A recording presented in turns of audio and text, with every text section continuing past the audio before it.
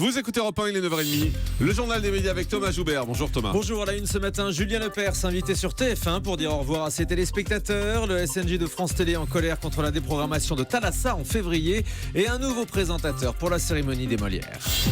Et on commence donc avec le message de Julien Lepers à ses fans ce week-end dans Les Enfants de la télé. L'animateur viré de Questions pour un champion a terminé sa tournée des plateaux télé et radio samedi soir sur TF1. Arthur lui a offert une tribune sur TF1 pour dire au revoir à son public de France 3. Un message tout en sobriété.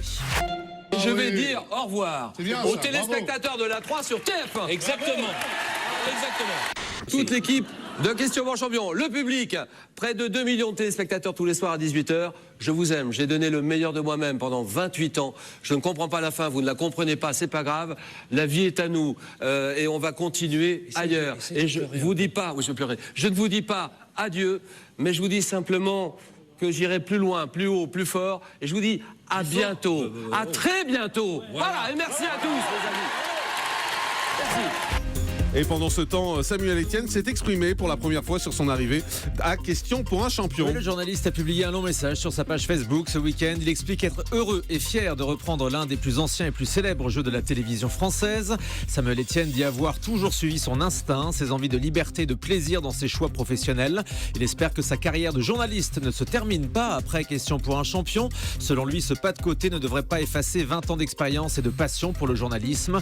Il conclut en saluant Julien Lepers, qui a su inventer un style, un personnage, un univers. Samuel Etienne assure qu'il ne fera pas du Julien Lepers, j'en serais bien incapable, dit-il, mais il compte apporter sa touche personnelle. On rappelle qu'il prendra les commandes de Questions pour un champion à partir du 22 février. Les premiers enregistrements ont débuté la semaine dernière.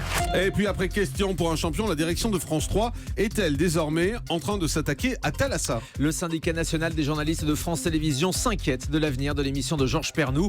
Aucun numéro ne sera programmé au mois de février. Officiellement, c'est pour que Thalassa ne souffre pas de la concurrence de Koh-Lanta qui sera aussi programmé le vendredi. La direction souhaite réduire le nombre d'émissions pour soi-disant renforcer la marque. Le SNJ ne l'entend pas de cette oreille. Le syndicat rappelle qu'une série de reportages sur les clandestins en Méditerranée a été déprogrammée à 2 reprises. Pas assez glamour ni assez vendeur pour la direction des magazines, regrettent les journalistes. Le SNJ dénonce aussi un épuisement professionnel par l'ennui au sein de l'équipe de Thalassa et craint que l'émission ne passe pas ses 41 ans à l'antenne. Et puis beaucoup de questions sur l'avenir de Michel Drucker après ses déclarations vendredi, ici même sur Europe 1. Et oui, pour la première fois, Michel Drucker a déclaré à ce micro vendredi qu'il pourrait arrêter la télévision à la fin de la saison. Il pourrait prendre une année sabbatique pour se consacrer à sa tournée.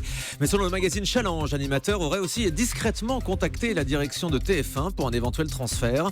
Interrogé samedi par Le Parisien, Michel Drucker s'est contenté de répondre qu'il n'avait pas lu cet article. En attendant, il a annoncé qu'il allait participer à la saison 2 de la série 10%. Il jouera son propre rôle dans le premier épisode. Voilà, on remarque quand même que samedi soir, Michel Drucker a fait plus de 4 millions de téléspectateurs, leader devant France 3 et devant TF1 avec son émission. Donc il y a assez peu de chance à mon avis pour que Michel France Delpech. 2 Exactement. y touche. Effectivement, hommage à Michel Delpech avec Michel Drucker. C'était pas spécialement jeune, mais ça fait un carton. Donc ça prouve peut-être aussi que le public de France 2 est là et qu'il faut pas y toucher. La cérémonie des Molières va changer de présentateur. Nicolas Bedos va céder sa place à Pierre Palmade. Selon Téléstar, le comédien devrait présenter la cérémonie qui récompense le milieu du théâtre. La nuit des Molières devrait être diffusée en deuxième partie de soirée sur France 2 au mois d'avril. Et puis Geneviève de Fontenay qui annonce qu'elle n'ira plus dans Touche pas à mon poste. C'est terminé, ils ne me reverront plus, a déclaré Geneviève de Fontenay vendredi sur BFM TV. Geneviève de Fontenay est en colère après une chronique de Bertrand Chameroy dans Touche pas à mon poste. Le chroniqueur a montré un photomontage de Geneviève toute nue. Ah, c'est un montage? Oui, c'est un montage. On l'embrasse Geneviève, elle nous écoute tous les matins en pourquoi plus. ils ont fait ça? Elle estime que c'est un sale coup. Elle dénonce même une injure et un manque de respect. M6 prépare une série avec Charles Berling. La 6 renouvelle ses fictions françaises en ce moment. La chaîne a annoncé qu'elle allait adapter le roman de Bernard Minier intitulé Glacé, avec donc dans le rôle principal Charles Berling. Cette série sera composée de 6 épisodes de 52 minutes. Et puis l'ex-candidate The Voice Anne Silla va tourner dans Falco. La chanteuse qui était la finaliste de Florent Pagny l'année dernière a décroché un rôle récurrent dans la prochaine saison de Falco sur TF1. Selon Le Parisien, elle incarnera une chanteuse de bar. C'est la production de la série qui l'a contactée pour lui faire passer les castings. Et puis Arte et Paris Première rendent hommage au réalisateur Ettore Scola. Ce soir, la la chaîne franco-allemande va diffuser 2 films du cinéaste italien disparu la semaine dernière. Tout d'abord, Une journée particulière à 20h55 avec Sophia Loren, magnifique, et Marcello Mastroianni, suivi à 22h50 de Affreux, sale et méchant. Ces 2 longs métrages remplacent une soirée initialement consacrée à Bertrand Blier.